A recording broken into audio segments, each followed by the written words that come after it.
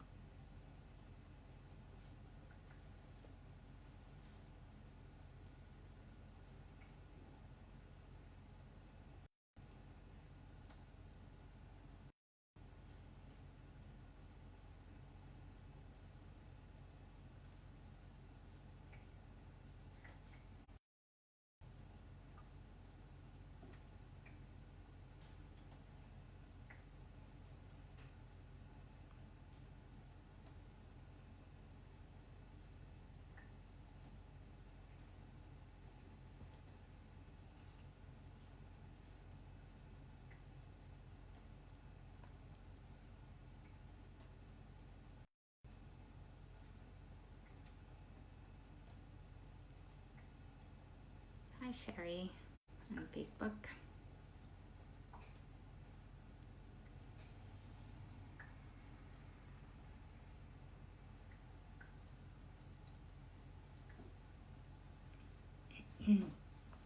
So let's start. And start by settling into your seat, and we'll close our eyes. Hi, Janice. And center and settle for a few minutes. So with the eyes closed, arrive, which means let your body, your attention drop into your body. And let your body settle down into your seat.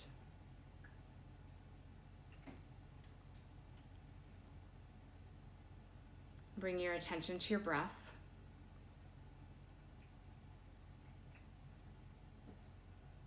And without needing to shift or change the breath, just notice the fluid movement of the breath.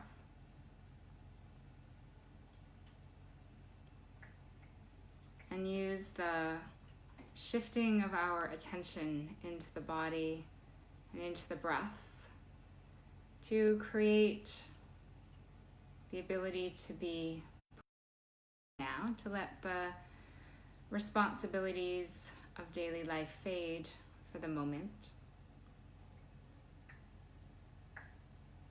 And then in whatever way this makes sense to you, let yourself open in readiness for what you will hear, and also for your own internal voice of wisdom to rise up. Teachings of truth, the wisdom teachings, traditions, speak a universal truth that we already intimately know. We just have sometimes forgotten, or maybe have not articulated it. And our essence, our center, recognizes truth when it hears it, and also is the place of truth. So as much as possible, let the center of you soften and open.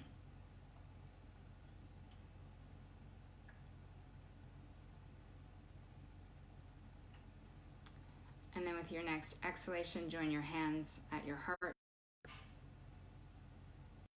And we'll sound Om once. Take a deep breath in.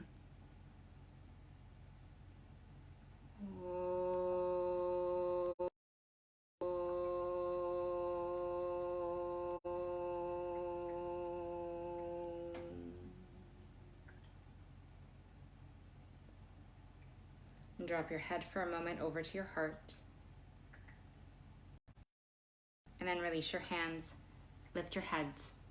Gently open your eyes. Tonight, we're going to talk about and then practice. around that.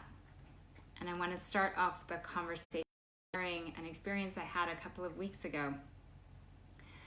And experiences are tricky because they often have a lot of personal meaning, and there's some thread of universality there often as well.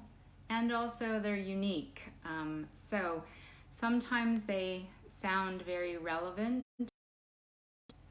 meaningful to the listeners, and sometimes they kind of miss a little bit because they're personal to the one experiencing the moment. So we'll see how that lands for you. So I was walking in the woods with the dog, as I do most days, and I was struck by the recognition that we often describe nature as quiet, but that was absolutely not the reality of this situation. In that moment, walking in the woods, there was wind blowing, rustling the branches on the trees. There were squirrels and birds chirping. And so there was a lot of sound. There was the dog walking, there was the sound of my footsteps, the dog was walking sometimes. So it was not quiet on a certain level. And at the same time, there was a very palpable, and hopefully something that we've all experienced in moments of nature, especially in nature, there was a palpable silence that was as loud and maybe even louder than the sounds of the forest. And because it was so present and loud, it was very easy to pay attention to it. And none of the other sounds, so the squirrels, birds, the wind, the dog, the walking, none of those sounds interfered with the capacity to tune into and hear the silence. And I was really struck by how that's exactly what we have the potential to do in our internal environment. That every time we take a walk inside our own body-mind system, there's a lot of noise, there's a lot of sounds. There's our mind constantly evaluating, critiquing, judging, creating a story, describing, doing all sorts of things constantly. And it's very easy to tune into that sound, to that noise. In fact, that's possibly what we've been programmed to do. And at the same time, and the tradition says this, and many traditions say this, that at the same time inside there is a silence. And that silence is, or at least can be, as present as all the other noises and the other sounds in our internal world. It's just that we have trained ourselves to pay attention to the noise, to the sounds of our thoughts, as opposed to the sound of the silence within. And the tradition says that that silence is found deep within. It's at our center, it's at our core, it's in the heart of who we are. And that it is there at all times and contactable at any moment with practice. So, what is so special about this silence? The non-dual tradition of Tantra, from which these teachings come, the lineage in which I study, and my understanding is that the philosophy says that is the web or the matrix out of which sound arises and into which sound evolves. That matrix or web, it's a little like the ocean. So if we imagine the ocean, it's always present. It's this huge expanse. And then there are waves that come up, form, and then dissolve, and come up and form and dissolve. And those waves are still part of the ocean, but don't detract from the recognition that there is also this expanse. We can pay attention to the waves, but we don't separate them from the ocean itself. So the silence is like that. It's present in the world within, and the world around us, like the ocean. It's this huge expanse, and then sounds come and go like waves on the surface of the ocean without detracting from the experience of silence.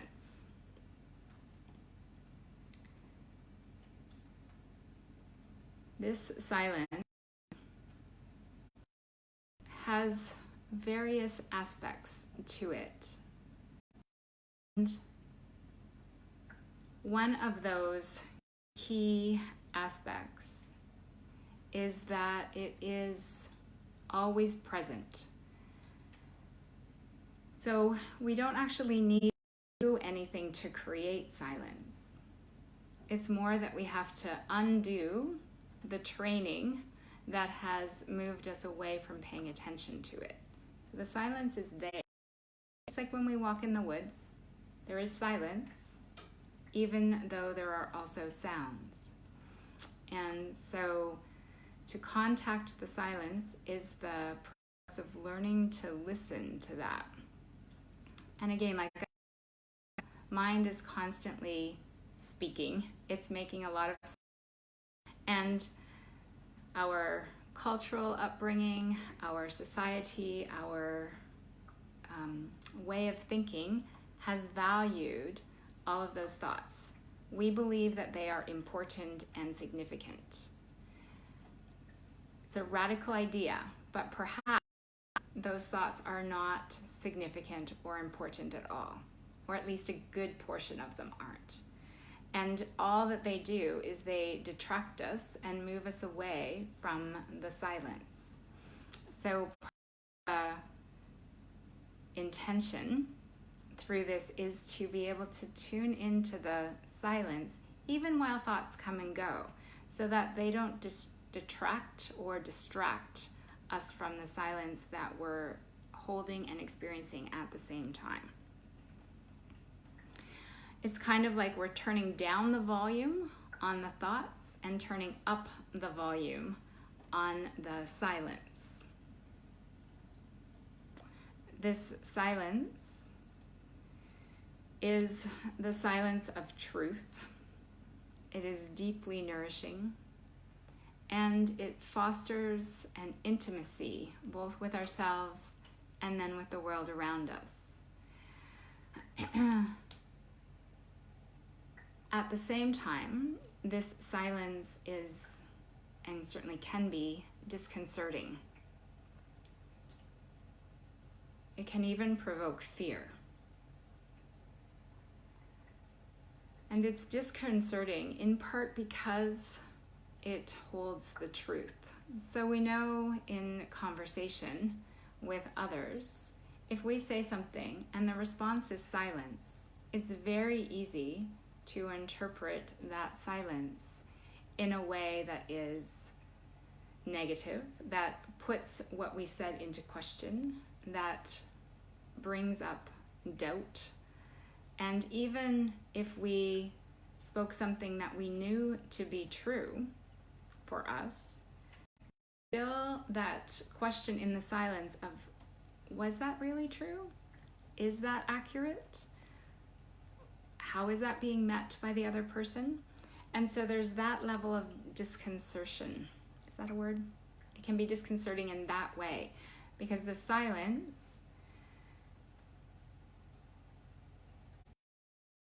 eliminates the possibility of posturing. It turns us in toward that which is true without a doubt. So it has, silence can be definitely a way that we expose truth. And that's also in our relationship with ourselves. So when we come more and more and more into relationship with that internal silence that is also in the world around us, then we can more and more fully understand what is true for us. So last week we spoke about intuition and trust, and really the key to tuning into intuition, to really developing the capacity to hear our intuition and to trust it, is to build a relationship with silence. That when we are more comfortable with internal and external silence, then we move closer to the truth, and we can hear that very subtle sound that is our intuitive voice, and that arises out of the silence. And the noise of our mind can sometimes interfere with our capacity to hear that. The silence can also be scary because it has the connection to death and to aloneness. And so in silence, there can be that concern that this is the end, and that it's empty and even devoid of love, of intimacy, of our aliveness. And the tradition says that the silence is not dead in that regard. It is, and it's not lonely, because it is a very full silence. It's full love, and love on the grandest sense, not just personal love, but a universal love. And it is, as a consequence of being full of love, it is deeply nourishing and an antidote to aloneness, actually. So when we have befriended silence and tuned into silence, it's actually,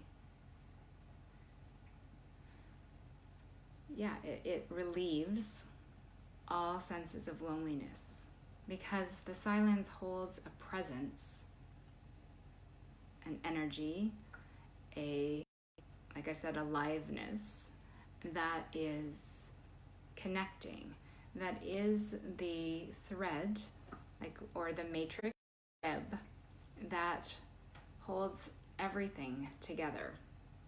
So touching into the silence is a way to touch into the totality of being, and instead of it acting as a separation, it acts as a...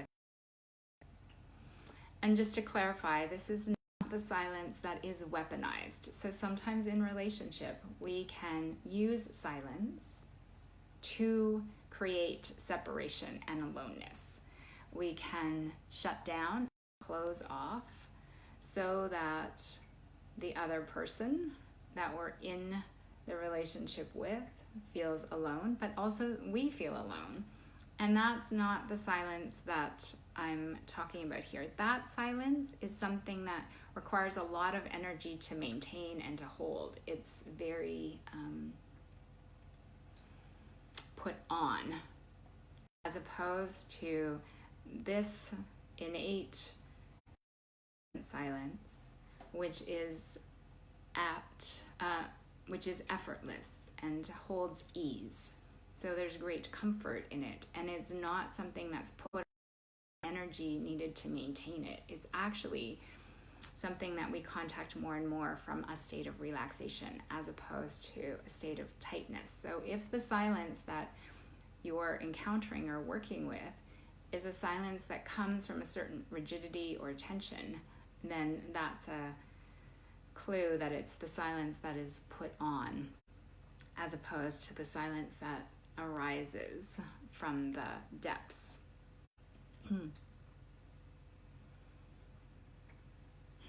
In our yoga practice, in the asana practice, Shavasana, the final relaxation pose, is one of the places that we can develop a relationship with silence. And we don't often translate the Sanskrit word into English in class. But as many of you know, Shavasana means corpse pose. And so it is preparation for that ultimate silence. And also, when we really relax into Shavasana, we can touch the ease and the comfort, the nourishment, and the connectivity that the silence invites. And the tradition says that that's also potentially our experience at death. That death doesn't have to be something that is feared, and that through the cultivation of our connection to silence, we can ease that transition.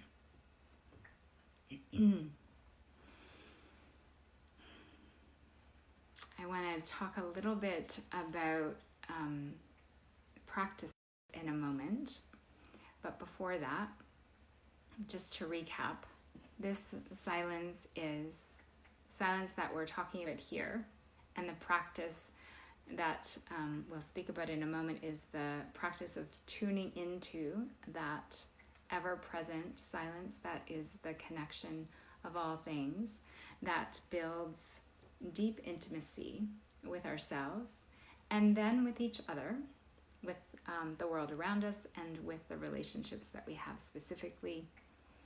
And ultimately, this silence is the source of everything, of all sound, of truth, of all form.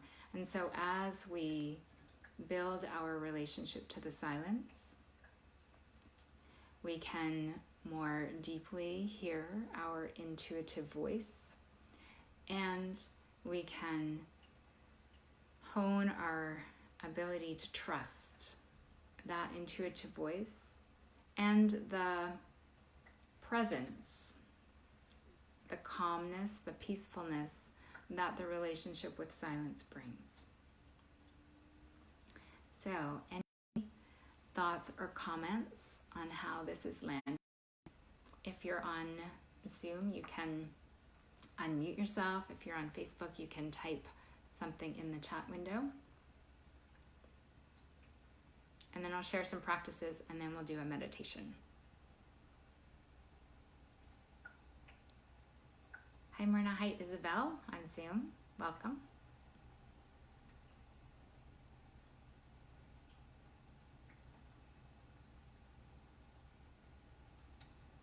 Mm-hmm.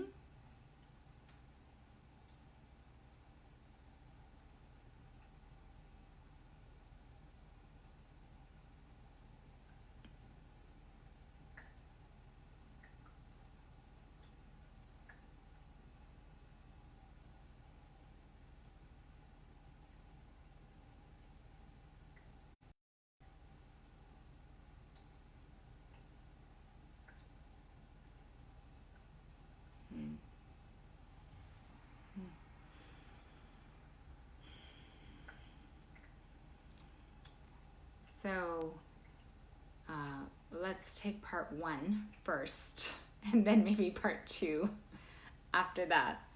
So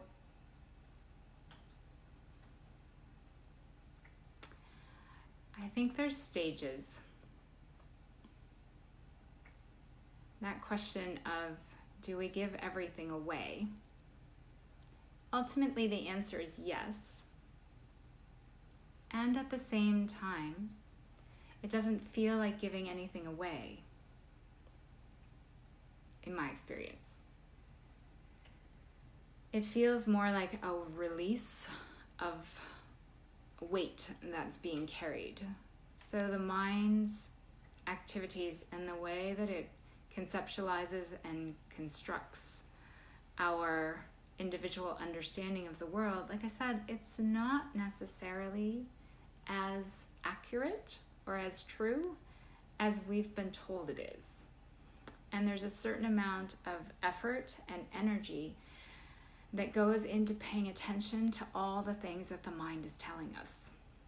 And as we begin to pay less attention to that, and of course we need the mind to make decisions about like getting up and putting on clothes, and we need our mind and the things it tells us. And there's a lot of things that the mind tells us that we don't need at all. You should do this, you should not do this, you're a good person if you do that, you're not a good person if you do this. I'm right, you're wrong. This is the way it happened. That's not the way it happened. My memory is accurate, your memory is not. This is what in the future, that's not what's going to happen. You see, there's a lot of categorizing. Yes, no, good, bad. So as we tune into the silence and that begins to fade, it's actually very relieving. So it doesn't feel like we have to give anything away. It just kind of automatically dissolves. And there's such relief that it's effortless.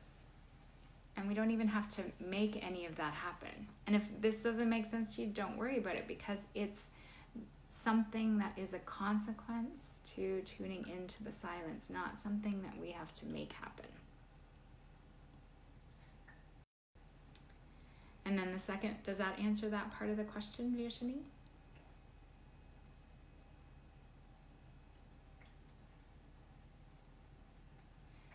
And then the second part is it transcended? Sorry.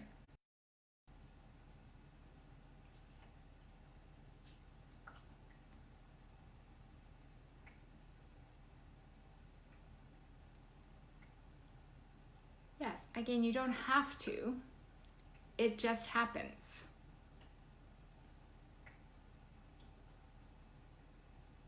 Yeah. So there's nothing that, well, what you're left with is a lot of space and energy and relief and ease. So you're left with many things. It's just not the things that you thought you were.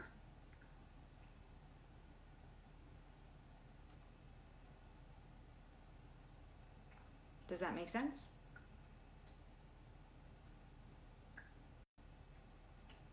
And then part two, is it transcended? That's a good question.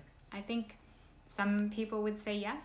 I don't know if that's true. I think if we're really in the silence, it's also in our body. It's in our form. I don't know that it's only something that we experience outside of the body. I think it's deeply embodied.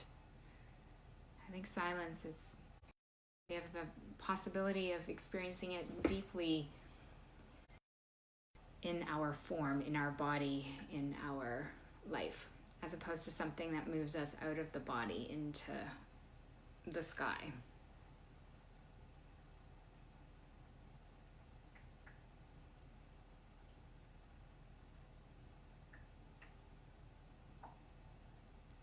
Does that answer that part of the question?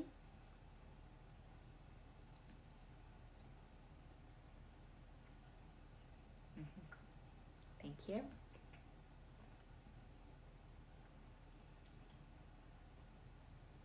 Other thoughts or comments?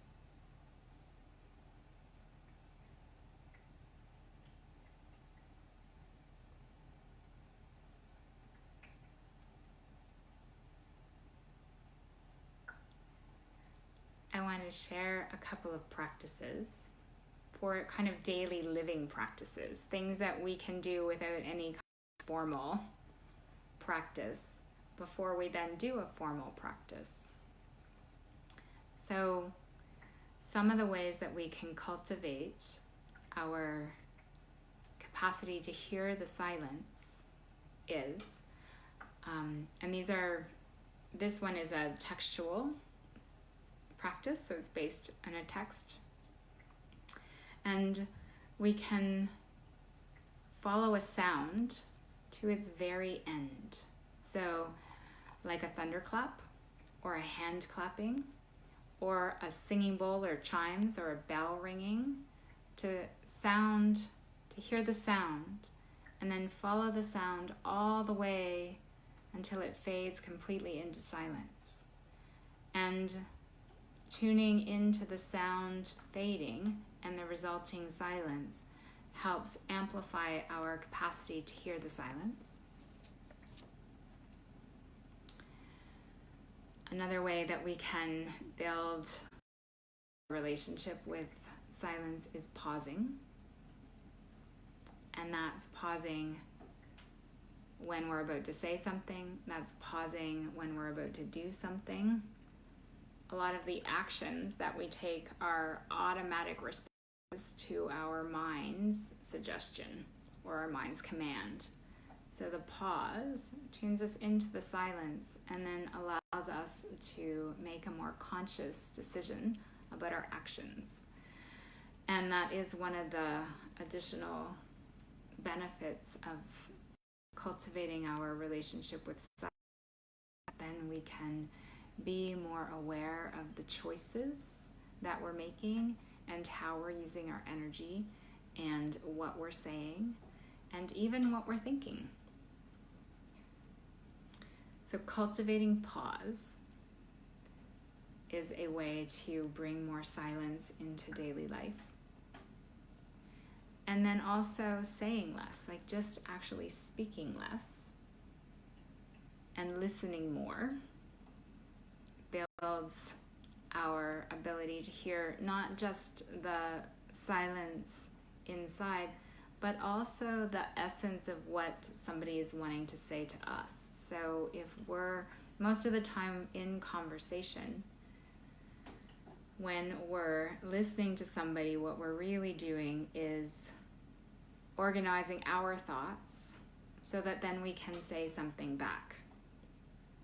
And if we deliberately say less, then there's greater potential for what the other person is saying to land with greater accuracy and openness, and that then we can speak back from that place.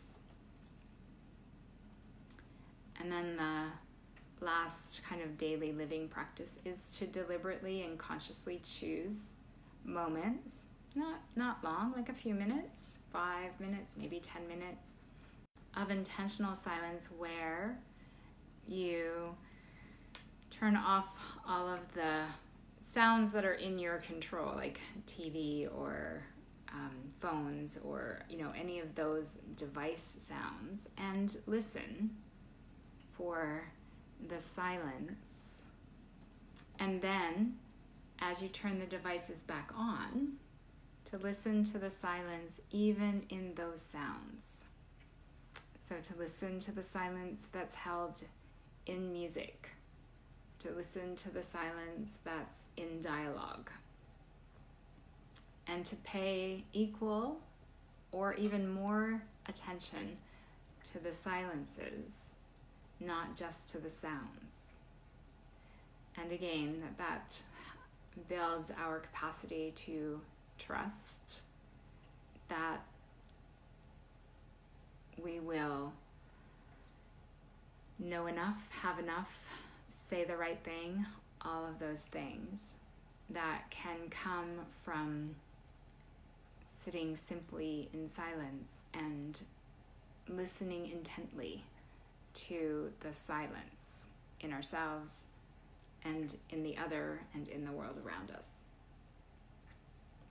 So those are some things that you can build into daily life without much effort. And now we're going to do a meditation practice, because meditation, of course, is a quintessential practice for tuning into silence. And in meditation, we're never wanting to, or we're never going to be able to turn off our thoughts. So that idea that we have to stop all of our thoughts is not possible. And so what we're wanting to do is just shift our attention. And again, build our capacity to pay less attention to the thoughts and more attention to the silence.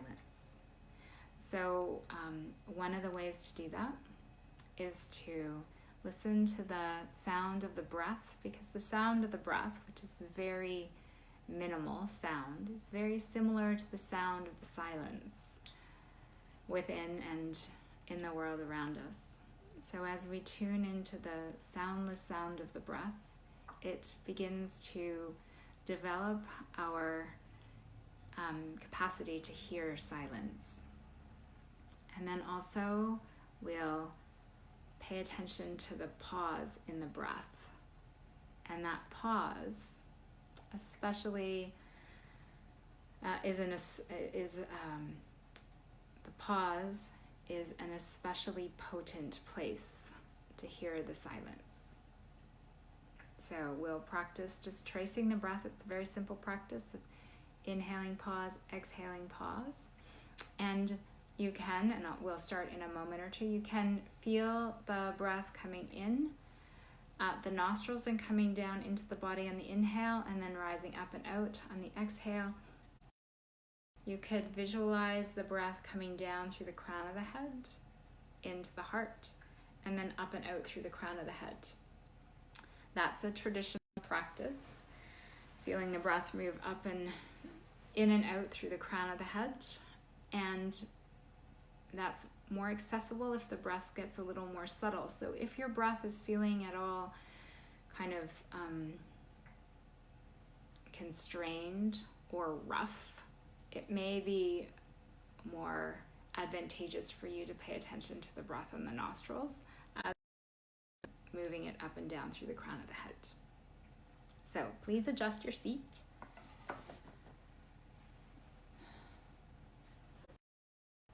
And then close your eyes.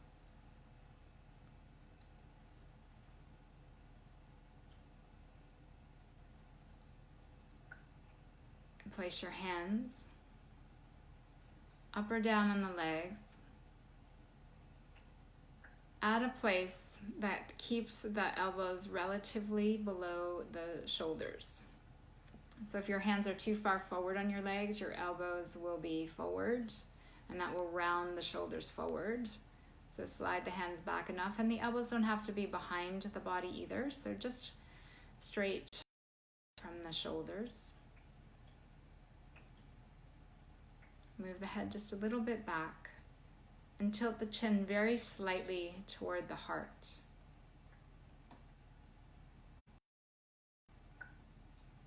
It's really important to practice relaxing the jaw. And in fact, that could be a key practice, daily living practice that you just slot into your day. Because when the jaw is tense, the ear tenses, and our capacity to hear shifts. So with the jaw released, make sure that there's space between the back teeth. And even though this may make no sense, soften the inner ear.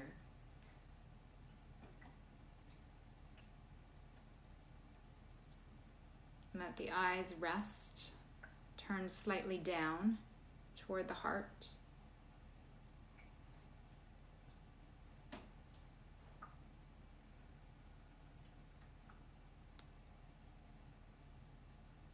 And now, gradually, as you're ready, draw your attention to your breath.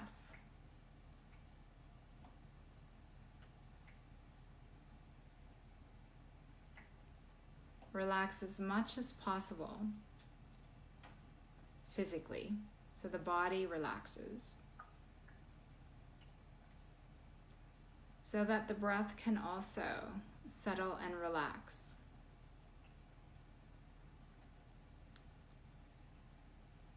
And when the breath relaxes, it begins to become more subtle, less overt. There's less movement in the body with the inhale and the exhale. So if you're in a state of being right now that allows the breath to become more subtle, begin to trace the inhale descending from above the crown of the head down through the central column of the torso to the very center of you, halfway between the base of the pelvis and a spot about a foot above the crown of the head. Imagine the exhale rising up and out from your center to the crown of the head. And again, if it feels more appropriate for you, to trace the breath from the edge of the nostrils, through the nose and down and into the heart on the inhale, and up and out from the heart to the edge of the nostrils on the exhale, then follow that pattern.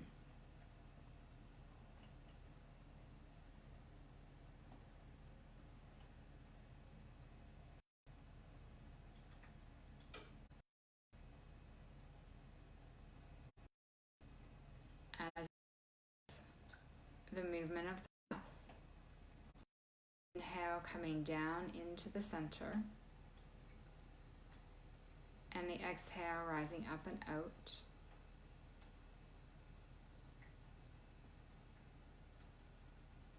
Keep the jaw very relaxed, the lips soft, and begin to tune into the sound in the breath.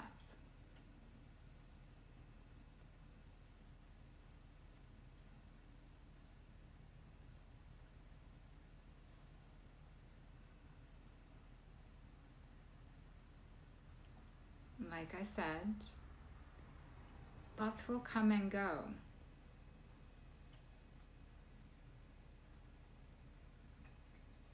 And even as thoughts arise, we can stay present to the movement of the breath.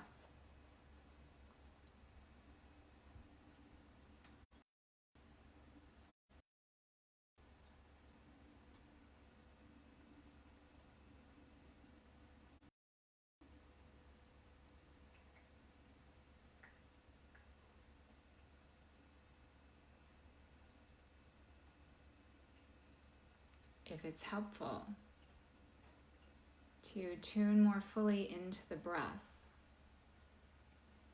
you could silently to yourself say hum on the inhale, sa on the exhale.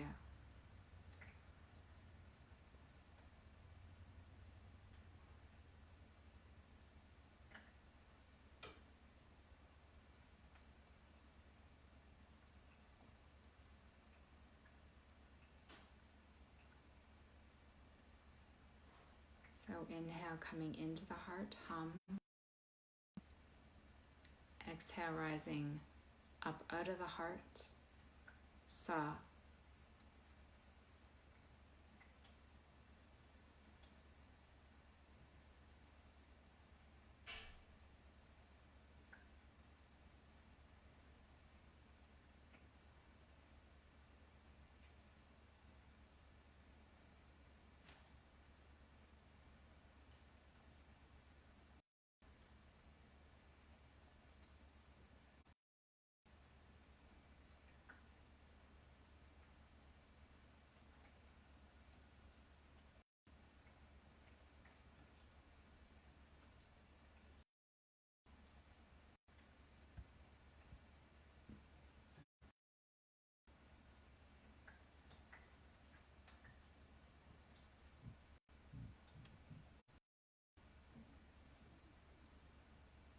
And now, the next few rounds, really tune into that place where the inhale ends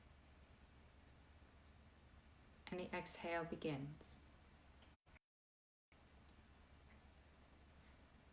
So inhale, hum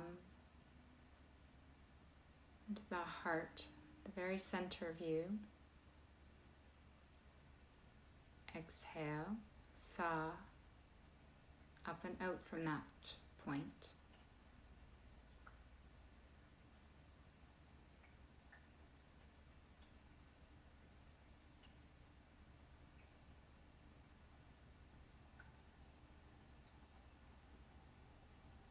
Now, over the next few cycles of breath. If this feels effortless and full of ease, inhale, hum down into the heart, and then just pause there. It's like lingering for a moment. And then exhale, sa.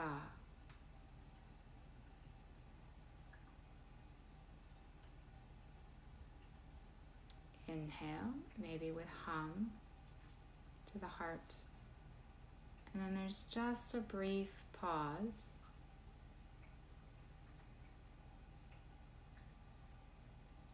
And then exhale, sa.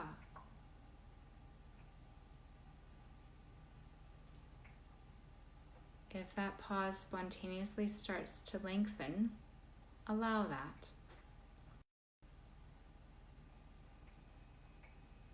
And either way, as you linger in the pause, listen to the silence of your center held in the pause.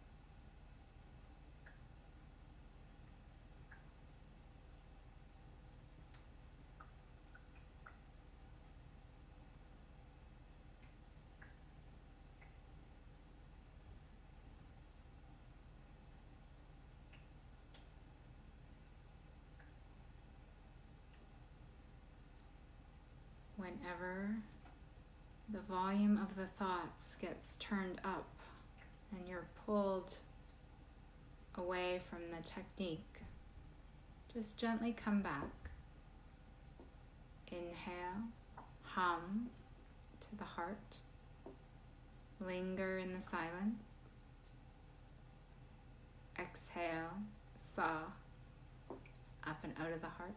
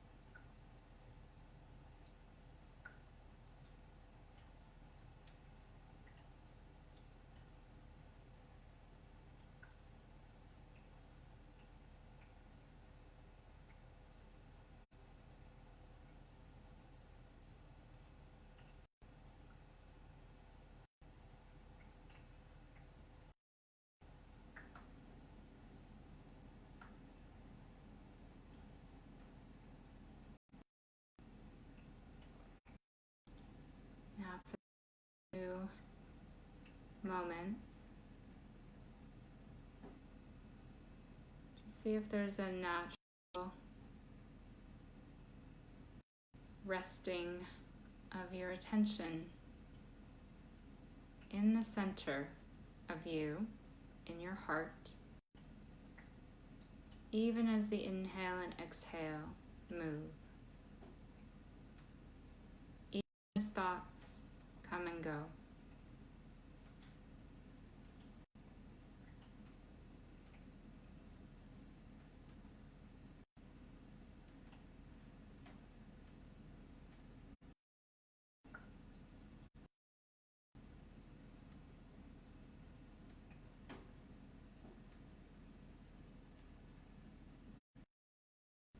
So now, instead of tracing the movement of the inhale and the exhale, simply resting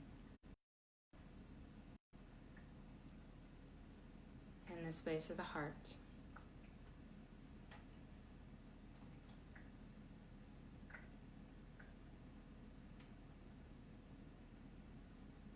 Listening to the silence there.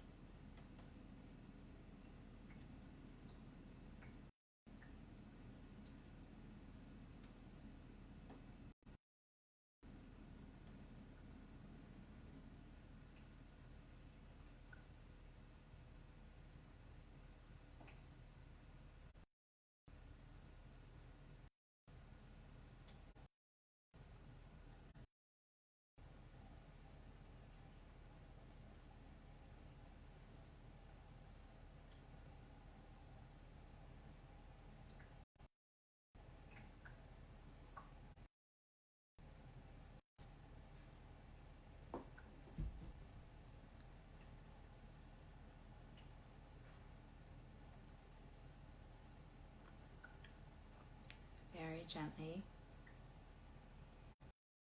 begin to deepen your breath.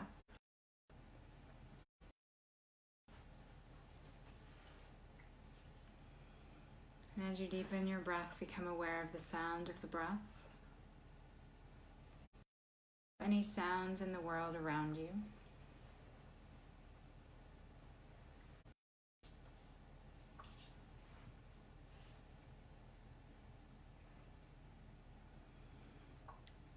And then with your next deeper breath in, join your hands together at your heart. And bow your head over to your heart. Let your eyes open softly. And then releasing the hands, lift your head.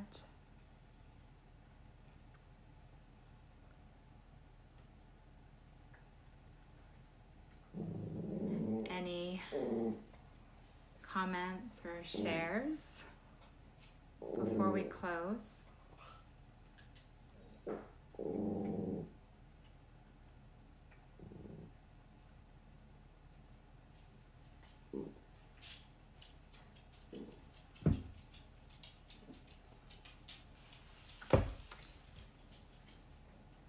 Okay, thank you so much for listening and practicing with me this evening. I really appreciate the connection with each of you, especially in these times. So thank you.